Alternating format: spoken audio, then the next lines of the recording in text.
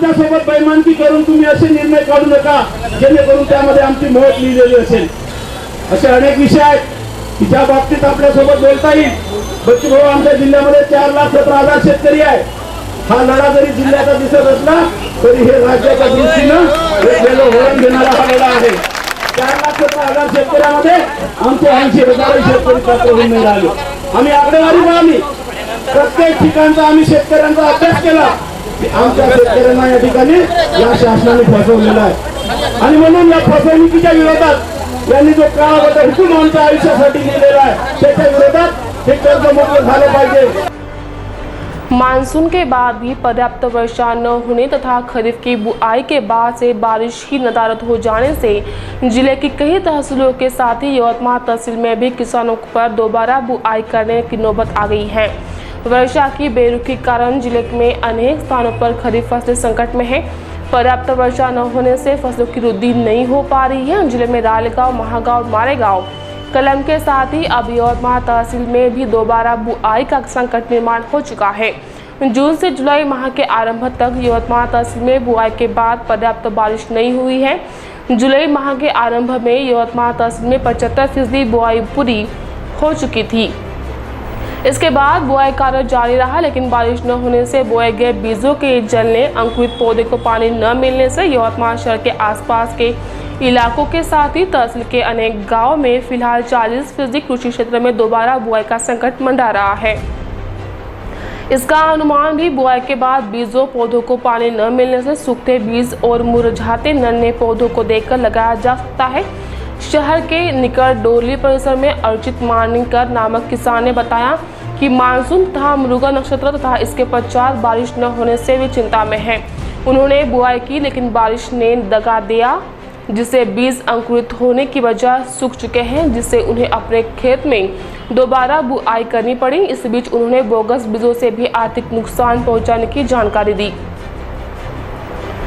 बुधवार शाम Arnie police ने दत्तरामपुर में अवैध रूप से देशी शराब बेचे जाने की जानकारी मिलने पर छापामार कार्रवाई की, जिसमें घर से 13 पेटी देशी शराब जब्त कर एक व्यक्ति को पकड़ लिया गया.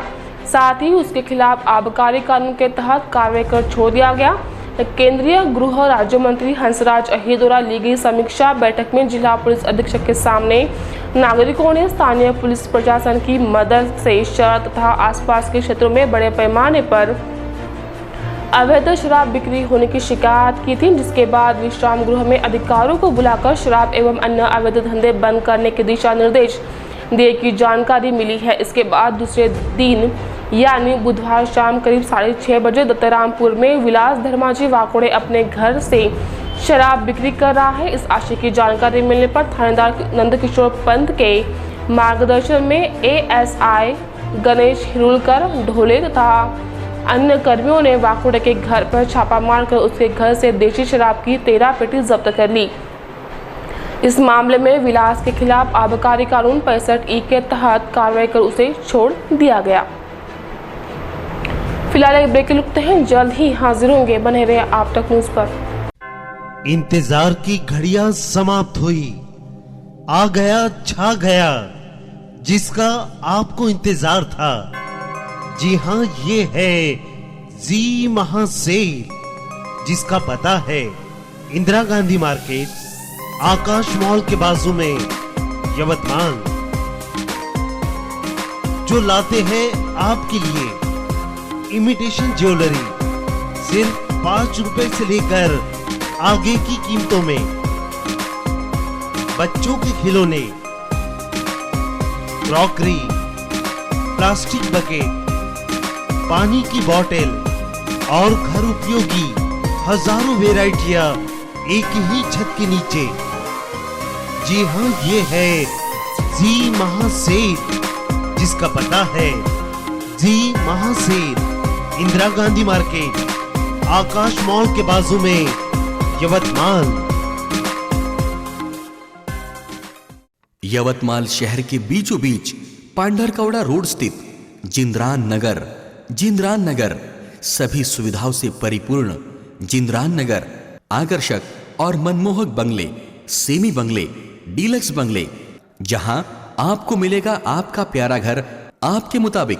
जिंद्रान नगर में निसर्गरम्य वातावरण, बच्चों के मनोरंजन के लिए भरपूर खिलौने, सभी के स्वास्थ्य और तंदुरुस्ती के लिए सुंदर बगीचे की व्यवस्था, रोड के दोनों साइड और चौराहे पर आकर्षक पुल कॉर्नर, संपूर्ण परिसर में पक्के डांबर के रास्ते, भरपूर रोशनी के लिए स्ट्रीट लाइट की व्यवस्था, ईश्वर की प्रार्थना के लिए विशेष इबादतगाह, 18 मीटर का डीपी रोड, आने जाने के लिए 11 पक्के डामरी रास्ते, जिंद्रान नगर के शुरू में भव्य और आकर्षक प्रवेश द्वार, खरीदारों के लिए खुशखबर, लोन सुविधा उपलब्ध। जिंद्रान नगर में 24 घंटे भरपूर पानी की सुविधा।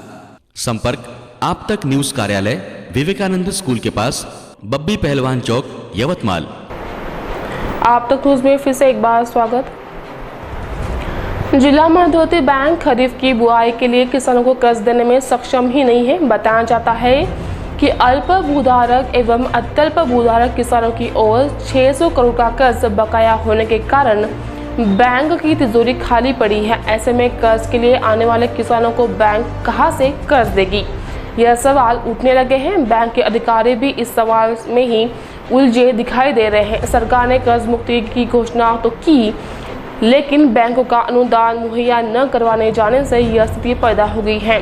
3 साल से जिले के किसान कृषि उपज के लिए तरसते हैं। वर्ष 2016-17 में अच्छा फसलोत्पादन हुआ, लेकिन बाजार में व्यापारियों ने दाम गिरा दिए। केवल यवतमाल ही नहीं बल्कि पूरे राज्य में यही स्थिति रही। किसानों की दयनीय हालत को देखते हुए कर्ज मुक्ति की मांग को लेकर पूरे राज्य में किसान आंदोलन शुरू हो गया था, जिसके बाद स्थिति गंभीर होते देख सरकार ने रविवार 11 जून को अल्पभूधारक किसानों को कर्ज मुक्ति करने का ऐलान किया। साथ ही 12 जून यानी सोमवार से स्थानीय बैंकों से घोषणा को कर्ज दिया जाएगा, ऐसी घोषणा भी सरकार ने की। इसके चलते खरीफ की बुआई के लिए कर्ज मांगने की बड़ी संख्या में किसान स्थानीय जिला मध्यवर्ती बैंक एवं जिले में स्थित बैंक की विभिन्न शाखाओं में पहुंचे, लेकिन बैंक के अधिकारियों का कहना था कि बैंक की तिजोरी खाली पड़ी है, तो बैंक कहां से किसानों को कर्ज दे। ऐसे में कर्ज की आस लगाए बैठे किसानों को बेरंग लौटना पड़ा। इस संबंध में जिला मध्यवर्ती बैंक के मुख्याधिकारी अविनाश सिंघम से पूछने पर उन्होंने बताया कि जिले में बैंक के 1,02,000 बकायाधारक अल्पभूधारक एवं अत्यल्पभूधारक किसान हैं। कॉन्वेंट संस्कृति अभिभावकों को लूट रही है। शिक्षण संस्थाओं को मान्यता मिलने के बाद पूरे कानून और नियम का पालन नहीं किया जाता, पढ़ाई के नाम पर लूटा जाता है। लूटमार अब अच्छे खासे वेतन पाने वाले पर भी भारी पड़ी है। अभिभावकों की मजबूरी सरकार और शिक्षा विभाग की मुखदर्शक भूमिका देख लूट दिन ब दिन बढ़ती जा रही है। सीबीएसई स्टेट बोर्ड पाठ्यक्रम पर आधारित जगह जगह पर कॉन्वेंट स्थापित किए गए हैं। इस कॉन्वेंट की बड़ी बड़ी इमारतें देख लोग भी आकर्षित हो जाते हैं। राजनीतिक नेता व उद्योगपति भी इस कॉन्वेंट संस्कृति से पैसा कमा रहे हैं। इतना ही नहीं तो क्रिश्चियन मिशनरीज के कॉन्वेंट भी बालों की पढ़ाई के लिए अभिभावकों की आर्थिक लूट में शामिल है। राज्य सरकार ने 2011 में शुल्क नियामक समिति गठित की थी। इस समिति के अनुसार कॉन्वेंट वालों को कितना शुल्क देना है ठहराया गया था। शिक्षा का अधिकार कानून के अनुसार शाला कॉन्वेंट को 25% जगह जरूरतमंद परिवार के विद्यार्थियों के लिए आरक्षित रखने पड़ते हैं। इस 25% जगह का निर्धारित शुल्क सरकार की तरफ से कॉन्वेंट को दिया जाता है, लेकिन इस सहूलियत का फायदा अच्छे खासे परिवारों ने लिया है।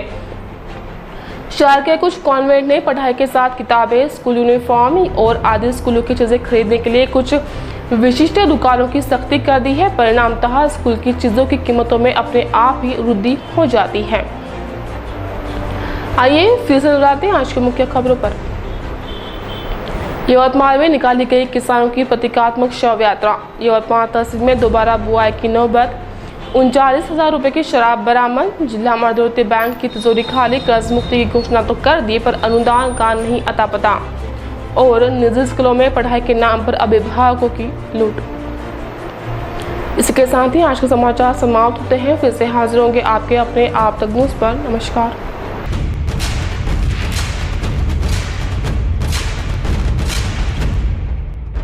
जुल्म के खिलाफ इंसाफ की गुहार लगा रहे मजलूमों की पहुंचाने आवाज आ रहे हैं आप तक।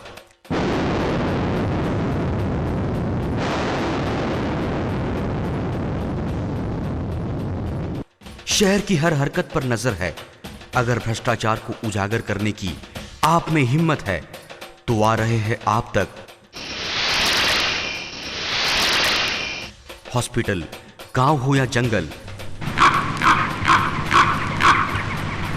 स्कूल हो या कॉलेज, या फिर हो पुलिस स्टेशन, तहसील हो या कलेक्टर ऑफिस, और फिर क्यों ना हो नगर परिषद, सभी की है आज की आवाज। मुझे इंसाफ चाहिए तो आ रहे हैं हम आप तक। हमेशा आप देखते रहिए आप तक, क्योंकि उस पर मैं आती हूँ रोज रोज। सो आप जरूर देखें आप तक। आप तक न्यूज के साथ आप तक न्यूज यवतमाल, बोरुंडिया कॉम्प्लेक्स, विवेकानंद विद्यालय के पास, यवतमाल। समाचार एवं विज्ञापन के लिए इन नंबरों पर संपर्क करें: 9850353756, 9370994760।